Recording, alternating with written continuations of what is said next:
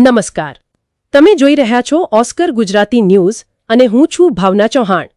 આજના સૌથી મોટા અને ચિંતાજનક સમાચાર મહીસાગર જિલ્લાના બાલાસિનોર તાલુકામાંથી સામે આવ્યા છે, જ્યાં ડમ્પિંગ સાઇટના મુદ્દે લોકોમાં ભારે રોષ જોવા મળી રહ્યો છે।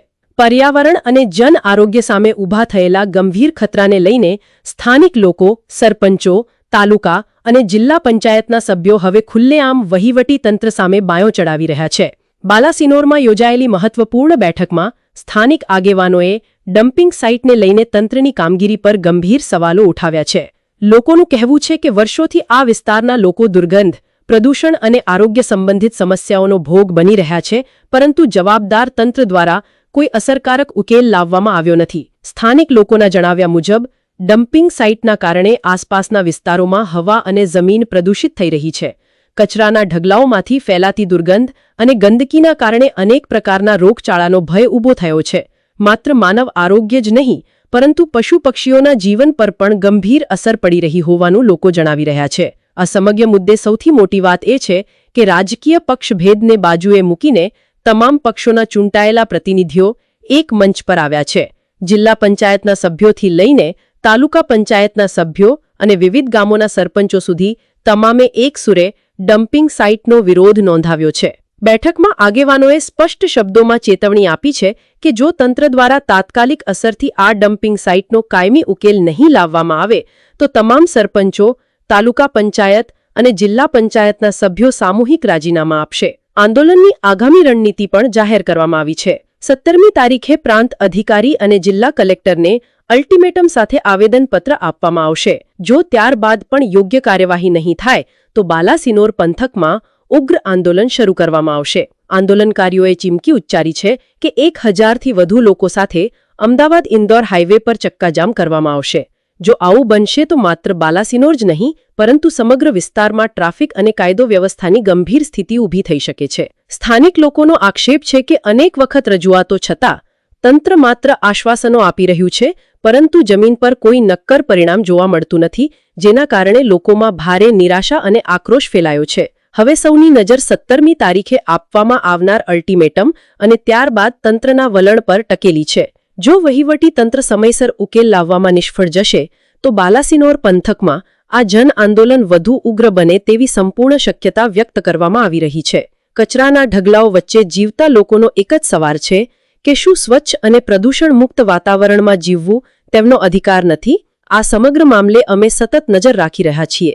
વધુ અપડેટ માટે જોડાયેલા રહો ઓસ્કર ગુજરાતી ન્યૂઝ સાથે। કોઈ લીડરની બદન પોતાની જવાબદારી એમ જીનાવાનું। મારો મેન હેતુ પ્રજા ગોડી નહીં કે તમે ફોન કરો ને લડવા આવજો। દર વખતે ફોન કરો એટલે પ્રજા શું કરે છે કે ડમ્પિંગ વિરોધ કરવાનો। પ્રજા ગોડી નહીં જવાનું, બરોબર? પણ હાલ 500 બેઠે ને એમાં એકતા નહીં, તમને કહું, અને એનો ફાયદો ડમ્પિંગ વાળો ઉઠાવવાનો। તમને આપણે ભેગા થઈને હું કરવાનો, એનો વિષય કરવાનો। પાછલી પેઢીમાં હું થયું, કોણ લાવ્યું, કોણે હું કર્યું, વાત છોડ દો, બંધ કઈ રીતે કરવાની એ વાત કરો।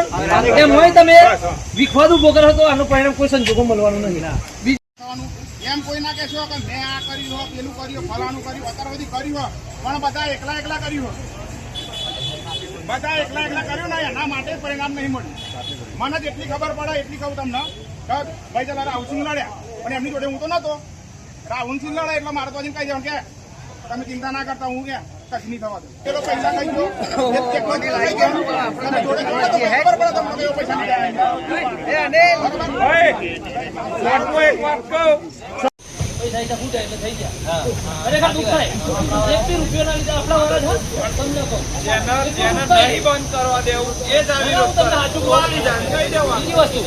આપણે વાત કરી કે ભાઈ સરપંચો આજે સરપંચો કેટલા તાલુકા ડેલિગેટ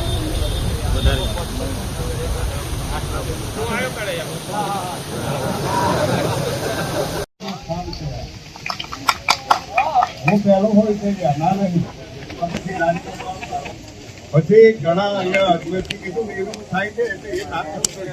તમારી મહેનત બરાબર, તમારો વિચાર સારો છે, બધા એક થઈ નહીં ત્યારે આ તો આરોગ્યની દ્રષ્ટિએ ખરાબ થઈ ગઈ।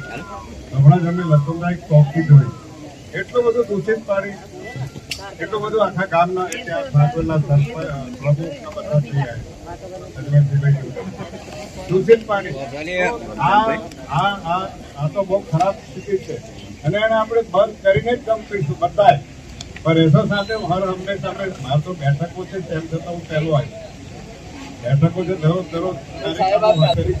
પહેલા એ હોય છે પણ અહીંયા પછી આપણે ખોટો આ પીડા દોડી ગઈ સામે એ ના થયું. એ પરિણામ લાવવું છે એટલે આરોગ્યની દ્રષ્ટિએ કેટલાકના મોત થશે અને આપણને બધાને એના એ લાગશે. બરાબર છે. એટલે આપણે બધા એક થઈ જે તારીખે કાર્યક્રમ નક્કી કરીએ એ તારીખથી આપણે આ કાર્યક્રમમાં તો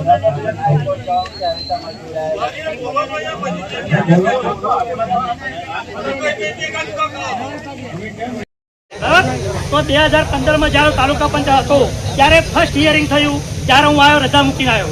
કેમ આવ્યો? કારણ કે આ વિસ્તારના માણસો મને તાલુકા પંચાયત વોટ આપેલા, જોજ આપેલા અને એમાંથી આપણે ચૂંટાયા. તો મેસેજ મુજબ પહેલી હિયરિંગમાં આવ્યો, બીજી હિયરિંગમાં આવ્યો, રજા મૂકીને આવ્યો અને મારે એટલું જ કહેવું હતું. અરે મારી વાત હોફળો બેસી મારે કેવું હોય એટલું જ કહેવું હોય કે આ મેસેજ સૂર્ય ડમ્પિંગ જે સાહેબ જે છે તો આપણી જે ફર્સ્ટ ઇમ્પ્રેસિવ લાસ્ટ ઇમ્પ્રેસિવ જે જ્યારે ડમ્પિંગ જ્યારે શરૂઆત થઈ ત્યારે આપણે મંજૂરી કરી કોણે આપી? એ મંજૂરી કોણે આપી? વગર મંજૂરી એ લાઈટ કઈથી આવી ગયું, કઈથી ડમ્પિંગના બધા માસણો સામાન બધા આવી ગયા એ આપણે જાણવું જરૂરી છે. આપણે એકદમ આડે ઘર આપણે કોઈને આક્ષેપ કરવો ના કરવો બધા બુદ્ધિજીવીઓ છે. India is a democratic country, યાર નોટ ઇલિટરસી. તો તમે અભણ નથી આપણે બધા આપણે ભણેલા છીએ તો આપણે બધા વિચારવું છે, બુદ્ધિથી કામ લેવું છે. સરકારના હાથ લોબા છે તો સરકાર માટે આપણે શું કરીએ? તો મારી વાત કરો, અમને સર્વોચ્ચ કીધેલું ભાઈ કોર્ટ મેટર કરો શરૂઆતમાં આપણા ભાઈ કોર્ટ મેટર કરો. ત્યારે બીજા જે કોર્ટ મેટર ના કરી શક્યા અને એમ કહેતા કે નજીકના એરિયામાં મંજૂરી ના મળે, મારા વરસાદ ના થાય તો મંજૂરી ક્યાંથી આવી? કેમ કલેક્ટર આપણે એ કરે છે? કેમ આપણે બધા હેરાન કરે છે? તો આપણે બધા વિચાર લેવો છે. આપણે કોર્ટ કચેરી આપણે સરકારના હાથ પડી જો પેલા એ થયું અને તૈયારીમાં આ લોકો હું કહે કે ભાઈ આ પૈસા ખૂટ્યા એટલે ચાલુ કર્યું. માણસ લડતો હોય એનું મનોબળ તૂટી જાય. ઈમાનદારથી જે લડતો હોય ને, કાલે પરમ દિવસે હું લાવ્યો થયો ને ભાઈ ઇન્દ્રજીતભાઈ, એક બે જણા શું કીધું પૈસા પૈસા ખૂટે એટલે થઈ ગયા. ખરેખર દુઃખ થાય. રૂપિયા ના લીધે આપણા વાળા છે. તમને કહું જેને નહીં બંધ કરવા દેવું એ જ આવી જાય કહી દેવાનું. બીજી વસ્તુ આપણે વાત કરી કે ભાઈ સરપંચો આજે સરપંચો કેટલા એ દિવસે હું ચેલેન્જ મારું છું કહી છે ને એના કરતા 3 ગણા વધારે આવશે. જો 7 વર્ષ લડશો તમે જો 10,000 ની આશા રાખશો તો 30,000 થશે અને 30,000 ની આશા રાખશો તો 1 લાખ થશે. પણ જો તમે આવી કુનીતિ કે તમારી નીતિ જ ખરાબ આવે ને તો કોઈ નહીં આવે સાહેબ. એટલે અહીંયા જ નક્કી કરો હું કરવાનું છે. આજ પથારી આજ મોદમાં બેહીને નક્કી કરો કે આપણે શું. ભાઈ મારે એક વાત કહેવી છે. અત્યારે નેતા છે, સરપંચ છે, તાલુકા સદસ્ય છે, જિલ્લા સદસ્ય છે, એમએલએ નેતા આ ડમ્પિંગ સાઇટ બંધ ના થાય તો બધા રાજીનામું મૂકી દો, કાલા બંધ થઈ જશે. હું મેળવા તૈયાર. ચલો એવું કરતા હોય